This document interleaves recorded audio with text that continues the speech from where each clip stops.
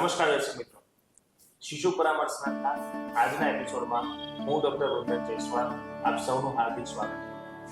Children's research university અને Indian medical association મોરબીના સંયુક્ત ઉપક્રમે આજનો વિડીયો આપ સમક્ષ પ્રસ્તુત કરી રહ્યા છે. આજે આપણી સાથે મોરબી શહેરના ડોક્ટર અલ્પેશ રાંગચા અને ડોક્ટર હાર્દિક પોસાણિયા સર આપણી વચ્ચે ઉપસ્થિત છે. ચિલ્ડ્રન્સ રિસર્ચ યુનિવર્સિટી તરફથી સર હું આપનું હાર્દિક સ્વાગત કરું છું. આ બંને સર આજે આપણને બાળ આહાર વિશે વિસ્તૃત માહિતી આપશે અને આપણને એના વિશે સામાન્ય સમજણ પણ આપશે. તો આપણે સૌ બંને ડોક્ટર મિત્રોનું સ્વાગત કરી એમને વિષય મૂકવા માટે આમંત્રિત. બાળ આહાર જનરલી 6 મહિના સુધી તો આપણે ખાલી માતાનું ધાવણ જ બાળકને આપવાનું હોય છે. 6 મહિના કમ્પ્લીટ થાય પછી આપણે શું ખોરાક બાળકને ચાલુ કરી શકીએ. તો જેવા 6 મહિના કમ્પ્લીટ થાય પછી લચકા જેવી દાળ, બાફેલા શાકભાજી, ઘાટું એવું સૂપ, ફળના રસ, ઘી ગોળ આવી વસ્તુથી શરૂઆત કરી શકાય. શરૂઆત કરાવી ત્યારે થોડો કરીને વારે ઘડીએ ખોરાક આપવાનો, એક સાથે વધારે ખોરાક નહીં આપવાનો, જેથી બાળક ઉલટી કરીને કાઢી ના નાખે. ક્યારેક શરૂઆતમાં બાળકને ખોરાક આપો ત્યારે શરૂઆતમાં ઉલટી કરી નાખે છે, તો એવું નહીં સમજવાનું કે બાળકને ભાવતું નથી કે ઉલટી કરી નાખે છે. વારે ઘડીએ એ જ વસ્તુ રિપીટ આપશો તો એનાથી એને રુચિ કેળવાશે ને બાળક સારી રીતે લઈ શકશે. અમુક ટાઈમ પછી 1-2 મહિના સુધી તમે 3-4 વસ્તુ રિપીટ આપી રાખવાની છે. એ આપ્યા પછી એમાં અનુકૂળ બાળક થઈ જાય પછી એમાં નવી વસ્તુ તમે એડ કરી શકાય. પણ જ્યારે ખોરાક બનાવીએ ત્યારે હાઇજીન કેવી રીતે મેન્ટેન રાખી શકાય સાહેબ, એ થોડુંક કહેજો. હવે બાળકોના આહાર આપણે જ્યારે બનાવીએ છીએ એ આહારને માટે હાઇજીનનું ખાસ ધ્યાન રાખવું જોઈએ. કારણ કે હાઇજીન તમારું સારું નહીં હોય તો તમારા બાળકને ડાયરિયા, વોમિટિંગ કે શરદી ઉધરસ આવા વાયરલ ઇન્ફેક્શન થવાની શક્યતા વધારે હોય છે. તો હાઇજીન માટે સૌથી પહેલાં તો તમારે જે માતા બાળકનો ખોરાક બનાવે છે એના પ્રોપર હેન્ડ વોશ કરવા જરૂરી છે.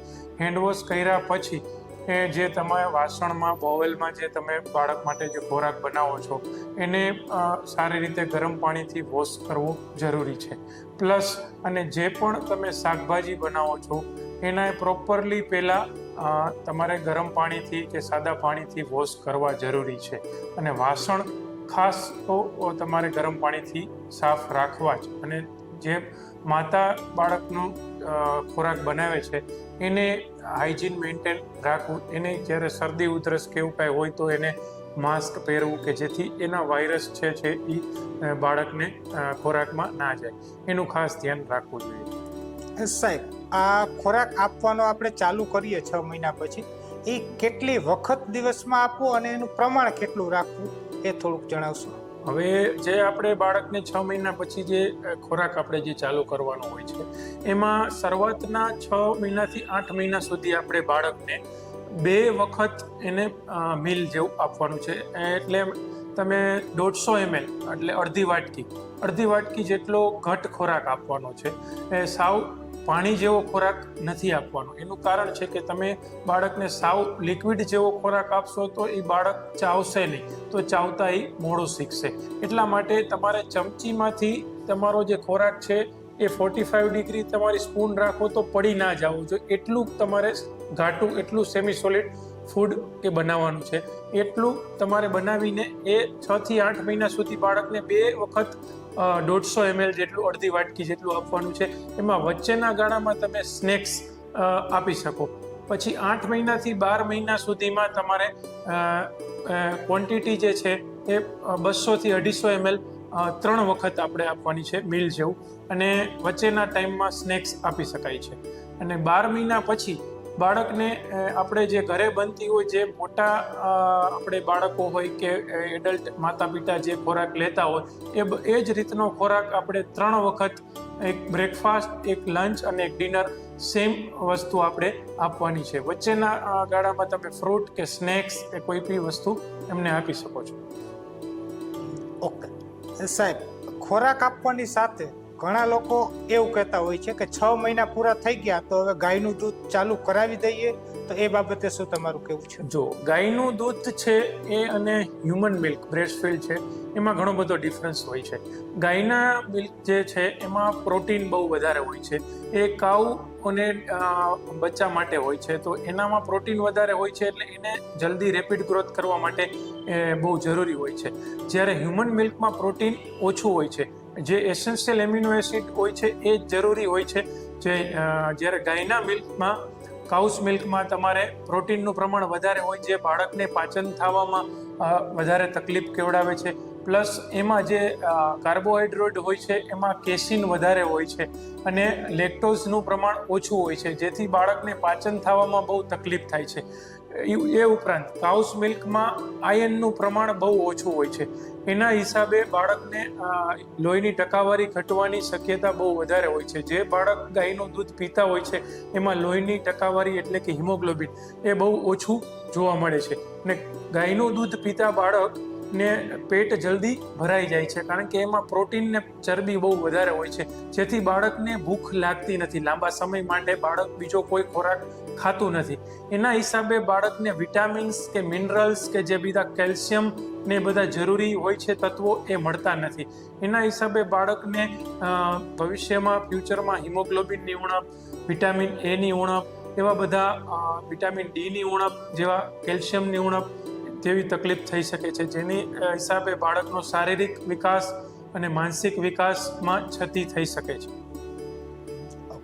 સાહેબ, હવે તમે વિટામિન્સની ઉણપ કીધું એટલે ઘણા બાળકો એવી તકલીફ લઈને આવતા હોય છે કે અમારું બાળક ધૂળ માટી ખાય છે, કડી ચૂનો ખાય છે, એને ગાયના દૂધ અને વિટામિન્સ આ બધા સાથે કાંઈ લેવા દેવા? હા, અમુક બાળકો ઘણું કહેતા હોય છે કે મારું બાળક છે તે માટી વધારે ખાય છે, પેન ખાય છે. એનું મેઇન કારણ હિમોગ્લોબિનની ઉણપ હોય છે. જે બાળક ગાયનું દૂધ પીતા હોય છે એમાં હિમોગ્લોબિનની ઉણપ થઈ જાય છે, એટલે એ બાળકને બીજા જે માટી છે કે જેમાં કેલ્શિયમનું પ્રમાણ હોય જેમાં ખાવામાં એને રુચિ વધારે રહે છે, એટલે એને આ તકલીફ થતી હોય છે. હવે બાળકોને ઝાડા ઉલટી થાય ત્યારે તમારે શું ખોરાક આપવો જોઈએ એ આપણે સાહેબ તમે કહો. ઝાડા ઉલટી થાય, બાળકને ઝાડા ઉલટી થાય તો એમાં ઝાડાની સંખ્યા જોઈને પીવાની જરૂર હોતી નથી. ઝાડા ક્યારે થાય? જ્યારે પેટમાં કોઈ બગાડ આવ્યો હોય, પેટમાં કોઈ ખરાબ વસ્તુ આવી હોય ત્યારે ઝાડા થતા હોય છે. તો ઝાડા જેટલી વાર જાય એટલી વાર બાળકને પ્રવાહી કંઈક આપતું રહેવાનું, એટલે પાણીની ઘટ એમના શરીરમાં ન થાય, જેથી ડિહાઇડ્રેશન ન થાય તો બાળક ઢીલું ન પડે. એ પાણીમાં દહીં, છાશ, લીંબુ પાણી, નાળિયેર પાણી, ORS વાળું પાણી, આવું બધી વસ્તુ આપી શકાય. જો ઘરનું જમતો હોય બાળક તો ઘરનો રાંધેલો ખોરાક, શાક, રોટલી, દાળ ભાત, ખીચડી, આ રૂટીન ખોરાક બધો આપી શકાય. ખાસ કરીને દૂધની બનાવટની કોઈ આઈટમ, ચા, દૂધ, કોફી, દૂધ કોલ્ડ્રિંક, આઈસ્ક્રીમ આવી કોઈ આઈટમ નહીં આપવાની. મેંદાના લોટવાળી કોઈ વસ્તુ, બિસ્કિટ, ખારી, ટોસ્ટ, નાન, મેગી આવી કોઈ જાતની વસ્તુ નહીં આપવાની. અને આથાવાળો ખોરાક જ્યારે ઝાડા હોય ત્યારે બાળકને નહીં આપવો. એ જલ્દી રિકવરી માટે બી સારું છે અને બાળકની ઝડપથી ઝાડા મટાડવામાં બી મદદ કરશે. ઓકે. અને ઝાડા ઉલટીમાં સાહેબ આપણે ઘણા બાળકોને આપણે ફ્રૂટના જ્યુસ આપતા હોય છે, મોસંબી સંતરાનું જ્યુસ, તો તે આપી શકાય કે નહીં? જ્યુસ બાળક લેતું હોય તો આપી શકાય. કેળા એક વસ્તુ છે જે ભારે પડી શકે છે ઝાડામાં. પહેલા બાળક ORS ઝાડા ટાઈમે આપવું બહુ સારામાં સારી વસ્તુ છે. ORS લઈએ તો ખાલી ORS, બાકી જો ના લેતો હોય તો ઓપ્શનમાં લિક્વિડ સ્વરૂપે જે બી વસ્તુ બાળક લઈ શકતું હોય આપી શકાય. પણ કેળા એક ભારે પડી શકે છે, એટલે કેળા ના આપવા વધારે હિતાવહ રહેશે. એવી જ રીતે સાહેબ, કદાચ શરદી ઉધરસ થયા હોય બાળકને તો એવા ટાઈમે શું ખોરાક આપવો જોઈએ?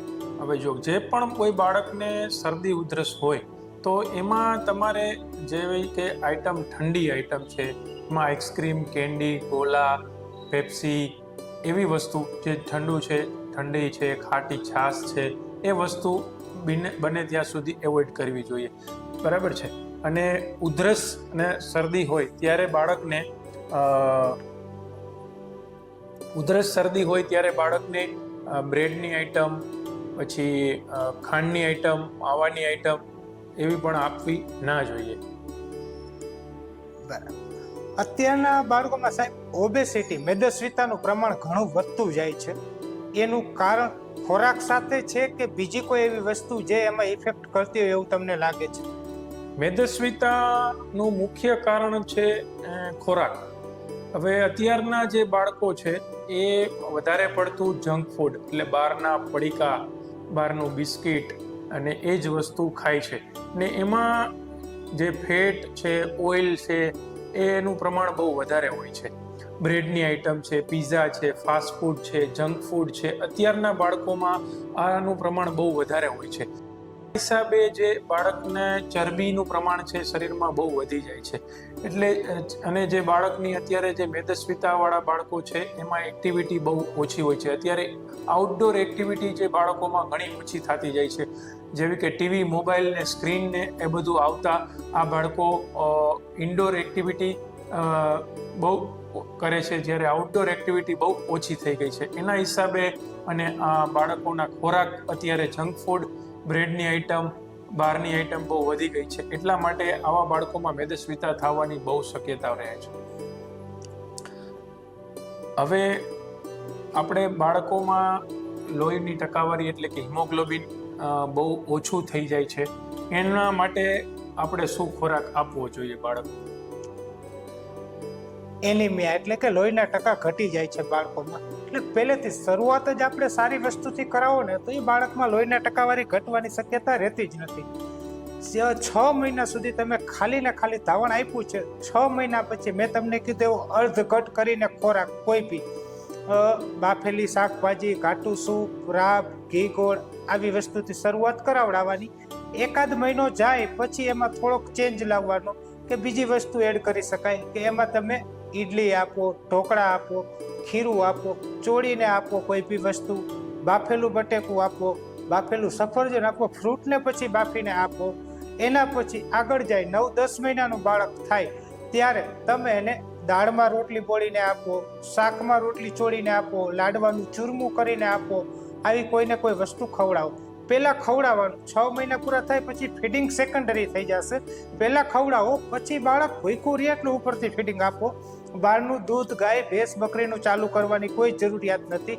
1 વર્ષ સુધી તો સ્ટ્રિક્ટલી આવું કોઈ જ દૂધ ન આપો તો બાળકને લોહીના ટકા ઘટવાની શક્યતા રહેતી હોતી નથી. પણ મારા મત પ્રમાણે હું એવી સલાહ આપું છું કે જ્યાં સુધી ફીડિંગ ચાલુ છે, એટલીસ્ટ 2 વર્ષ સુધી ફીડિંગ ચાલુ છે ત્યાં સુધી બહારનું કોઈ જ જાતનું દૂધ બાળકને ન આપો. બીજું, ઘણીવાર એવી કમ્પ્લેન કરતા હોય છે કે અમારું બાળક ખાતું નથી, અમારું બાળક જમતું નથી, એટલા માટે અમે દૂધ આપતા હોઈએ છીએ. તો પહેલાં તો તમારા બાળકનો ટેસ્ટ કેવો છે પહેલાં તો એ તમે જાણો. તમને એવું લાગે કે ના તમે બાળકને અલગ અલગ વસ્તુ આપો છો, એમાંથી અમુક બાળકને ખટાશવાળી વસ્તુ ભાવે છે, અમુક બાળકને ગળ્યું વસ્તુ ભાવે છે, તો એ પ્રમાણે એને લીંબુ, ગોળ, તેલ આ બધું ઉમેરી શકાય. પણ હા, 1 વર્ષ સુધી બાળકના ખોરાકમાં મીઠું કે ખાંડ એડ કરવાની નથી. એ બહુ નુકસાન કરતા હોય છે. બીજું, લોહીની ટકાવારી તમે ઘટવાનું કીધું સાહેબ, એના માટે આપણે 6 મહિના પછીનો ખોરાક ચાલુ કરો. એની સાથે અમુક વિટામિન્સના ટીપા જેવા કે આયરનના ટીપા છે, મલ્ટીવિટામિનના ડ્રોપ્સ છે, આ તમારે બાળકને પ્રોફાઇલેક્ટિકલી ડોઝમાં ચાલુ રાખવા પડે. 1 વર્ષ સુધી આઈડિયલી મારા હિસાબ પ્રમાણે આપી દેવા જોઈએ. એમ છતાં બી ઘણીવાર બાળકને લોહીના ટકાવારી ઘટી જતી હોય છે. એ લોહીની ટકાવારી ઘટી જવી ઘણીવાર વારસાઈમાં આવતી હોય છે કે ડિલિવરી ટાઈમે એના મમ્મીના લોહીના ટકા ઓછા હોય છે તો બાળકના લોહીના ટકા ઘટ્યા હોય છે. ઘણીવાર થેલેસેમિયાના લીધે બી બાળકના લોહીના ટકા ઘટેલા હોય છે. તો એ લોહીના ટકા કેમ ઘટેલા છે? જો તમે પ્રોપર ખોરાક બાળકને આપેલો છે તો એ તમારા બાળરોગ નિષ્ણાત પાસે પહેલાં તો એનું કારણ ચોક્કસ જાણવું પડે કે કયા કારણથી લોહીના ટકા ઘટ્યા છે. પછી એનો પ્રોપર કોર્સ આવે, એ પ્રોપર કોર્સ તમારે ચાલુ રાખવો પડે. બીજું કે 1 વર્ષનું બાળક થાય ત્યારે તમે જે થાળીમાં ખોરાક લ્યો છો એ જ ખોરાક તમારે બાળકને આપવાનો છે. હવે બધાના ઘરની રૂઢિ, રીત, રિવાજ બધું અલગ અલગ હોય છે. એટલે તમારા બાળકને કેવી રીતે આગળ શું ખવડાવવું છે એ તમે કેવી રીતે આપશો એના પર વધારે ડિપેન્ડ કરે છે. કે બહારના બીજા લોકો તૈયાર ફૂડ પેકેટ્સ આપતા હોય છે, તૈયાર કોઈ બી વસ્તુ આપતી હોય છે, મેગીને એવું આપતા હોય છે, પણ એ નુકસાન કરતું હોય છે. તમારા ઘરમાં તમે રોટલી, શાક, દાળ ભાત, રોટલો જે ખાતા હોય તમે થાળીમાં લેતા હોય, તમારી સાથે બેસાડીને બાળક એ પ્રમાણે આપો તો બાળક ઇઝીલી લેતું થશે એની રીત રિવાજ પ્રમાણે બાળક ઈ કેળવાશે તો આગળ જતાં તમને બીજો કંઈ પ્રોબ્લેમ પડશે નહીં કે બાળકને બીજા કોઈ ઇસ્યુ નહીં આવે. પણ સાહેબ આ તો આપણે બાળકના આહાર માટે કરીએ જ છીએ, પણ એની હેલ્થ માટે આહાર સિવાય બીજું કાંઈ કરવું હોય, જેમ કે ઘણીવાર સાચો ખોરાક લેવા છતાં બાળકને પેટમાં કીડા કે એવું કંઈ થતું હોય તો એના માટે સાઈડમાં કે એની ઇમ્યુનિટી રોગપ્રતિકારક શક્તિ વધારવા માટે આપણે કાંઈ કરવું હોય તો શું કરી શકીએ? એના માટે ખાસ તો એ બહુ સારી વાત છે કે બાળકોમાં કૃમિ અત્યારે બહુ વધારે પડતા જોવા મળે છે. તો એના માટે ડીવોર્મિંગ એટલે કે કૃમિની દવા જે આવે છે એનો કોર્સ હોય છે, એ 2 વખત આપણે વર્ષમાં લઈ શકાય છે. એક તો પહેલી વખત પહેલો ડોઝ લીધા પછી 14 દિવસ પછી એનો બીજો ડોઝ આપવાનો હોય છે. આલ્બેન્ડાઝોલ નામની સિરપ આવે છે, એનો 1 ડોઝ લેવાનો હોય છે અને એના પછી બીજો ડોઝ એનો 14 દિવસ પછી લેવાનો હોય છે. અને ડીવોર્મિંગ કહેવાય છે. અને ગવર્મેન્ટ પણ રેગ્યુલરલી બધા બાળકોનું ડીવોર્મિંગ કરતા હોય છે, જેવી કે આશા વર્કર, હેલ્થ વર્કર બધા બાળકોને આલ્બેન્ડાઝોલની ટેબ્લેટ આપતા હોય છે. અને આ સિવાય તમારા બાળકોમાં શારીરિક અને માનસિક વિકાસ સારો થાય, રોગપ્રતિકારક શક્તિ વધે, એના માટેની જે વેક્સિન ઇમ્યુનાઇઝેશન જેને આપણે કહીએ છીએ એ બહુ જરૂરી છે.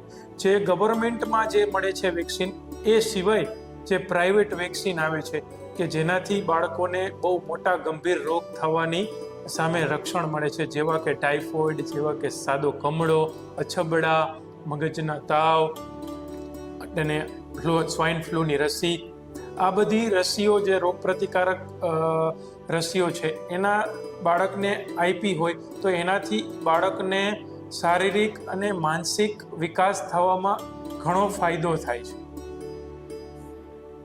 સાહેબ અમુક બાળક છે એનું કહેવાનું એવું હોય છે કે આ ફ્રૂટ્સ નથી ખાતો, આ શાકભાજી નથી ખાતો, આ રોટલી નથી ખાતો, તો આપણે એના પ્રોટીન, કાર્બોહાઈડ્રેટ, ફેટ આ બધું મેન્ટેન કરવા માટે સાથે બીજું કંઈ આપી શકાય કે ના આપી શકાય?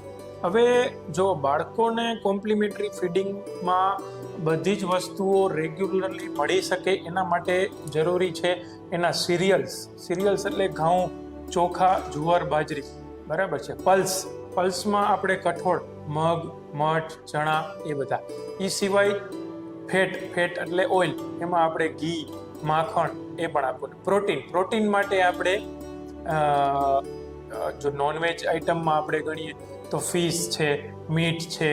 એ સિવાય વેજીટેબલ આઇટમમાં આપણે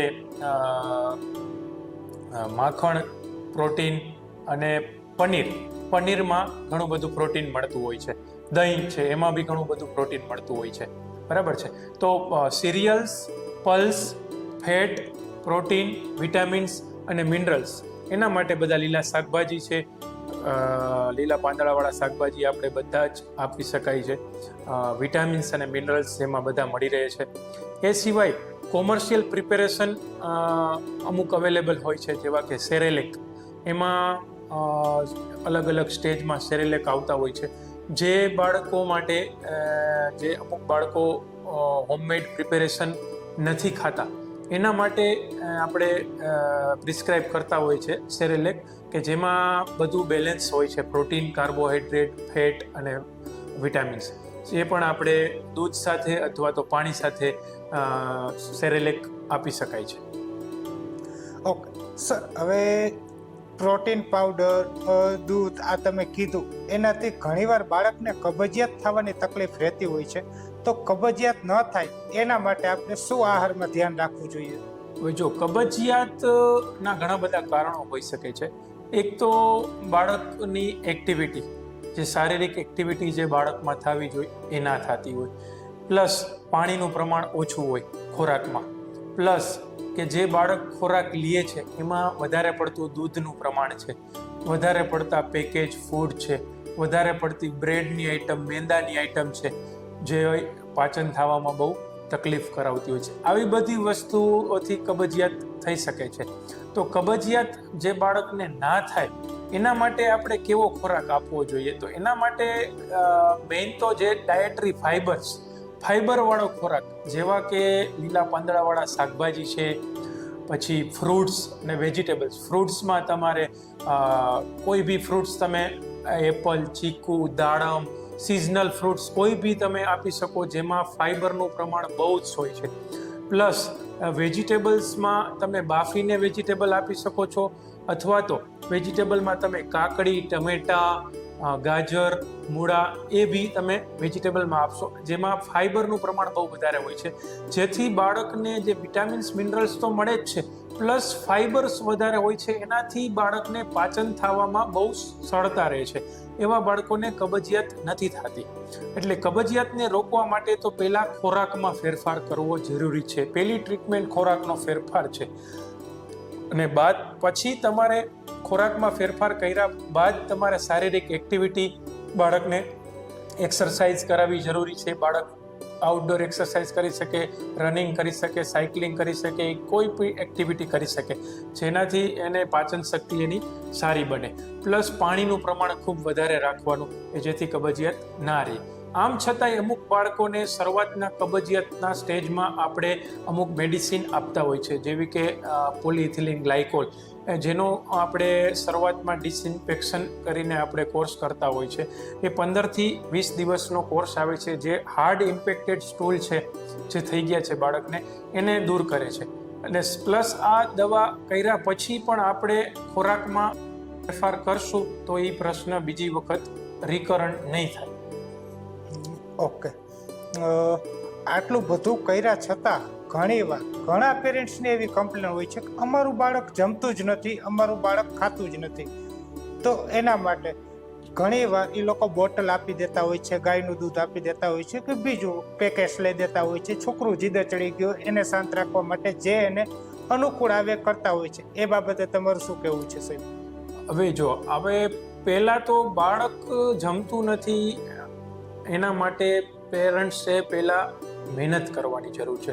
પેરેન્ટ્સને પહેલાં કાઉન્સિલિંગ કરવાની જરૂર છે. ઘણી વખત પેરેન્ટ્સને ખબર જ નથી હોતી કે બાળકને કેવી રીતે ખોરાક આપવો, કેવી રીતે સ્ટાર્ટ કરવો. એક વખત ખોરાક આપે છે, પછી બીજી વખત બાળકને ખોરાક એ જ વસ્તુ નથી આપતા, કારણ કે બાળક 2 વખત વોમિટિંગ કરે, 3 વખત એનાય વસ્તુ વોમિટિંગ કરે, તો એ એમ માને છે કે પેરેન્ટ્સ કે આ મારું બાળક જમતું નથી, એટલે એ પેકેટ્સ ફૂડ્સ આપી દે છે, બોટલમાંથી ફીડિંગ આપી દે છે. એને ખરેખર પેરેન્ટ્સને કાઉન્સેલિંગ કરવાની જરૂર છે કે તમારા બાળકને 1 વખત નહીં, 2 વખત નહીં, 50 વખત સેમ ટેસ્ટ આપશો ત્યારે એ 51મી વખત બાળક એ ટેસ્ટને એક્સેપ્ટ કરશે. એટલા માટે પેરેન્ટ્સે ખાસ એમાં મહેનત કરવાની જરૂર છે. મહેનત કરશે અને પહેલેથી જ તમારી એવી આદત રહેશે કે અલગ અલગ ટાઈપના વેરાયટીના ફૂડ્સ એ ઇન્ટ્રોડ્યુસ કરશે, તો કોઈ દિવસ બાળકને પ્રોબ્લેમ નહીં થાય. અને ઘરમાં એટમોસ્ફિયર જ એવું જ રાખવાનું છે કે ઘરમાં કોઈ જાતના એવા કોમર્શિયલ પ્રિપેરેશન લાઇકના પેકેટ્સ ફૂડ્સ, બિસ્કિટ કે કોમર્શિયલ મેગી ટાઈપના કોઈ પણ બહારની રેડીમેડ વસ્તુ ઘરમાં રાખવાની જ નથી. એટલે પેરેન્ટ્સે ખાસ ધ્યાન રાખવાનું છે કે આ વસ્તુ ના થાય. એટલા માટે પહેલેથી જ તમારા 6 મહિના થાય બાળકના, ત્યારથી જ તમે બાળકને એક જ ટાઈમે બેસાડો જમવા માટે. અને ખાસ ટીવી, મોબાઈલનો બાળકને ક્યારેય જ આપવું નહીં. જમતી વખતે તો ખાસ મોબાઈલ, ટીવી ના આપવું જોઈએ. ઓકે સર, બહુ સરસ. એક જ મારે મેસેજ આપવાનો છે કે આટલી વાત પછી એક વાત ખાસ ધ્યાનમાં રાખવી કે બાળકને ક્યારેય બોટલ ના આપવી. 1 વર્ષ સુધી મિનિમમ બહારનું કોઈ જાતનું દૂધ બાળકને ના આપવું. ખાંડ કે મીઠું 1 વર્ષ સુધી બાળકના ખોરાકમાં એડ ના કરો.